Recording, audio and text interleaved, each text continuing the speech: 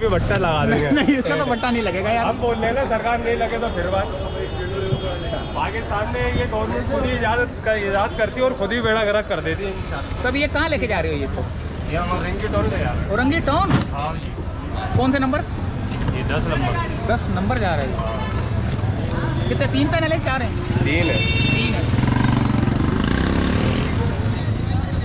बस ये अल्लाह तवक्कल चल रहा है, पाकिस्तान का सिस्टम नहीं तो नामुमकिन है। यकीन करना, मुसलमान अपना है ना खुद काम लेकिन मैं अभी देख रहा हूँ कि कमर तोड़ी हुई लोगों ने ले रहे हैं दबा दब।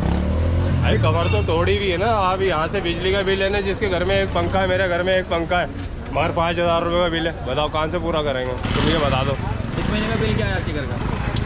इस महीने का कम से कम मैं बोलता हूँ, मैंने बिल तो नहीं देखा, 3 से 4 हज़ार रुपये का तो बिल है पक्का। 2 मिनट में। हाँ, 2 कमरे 3 कमरे?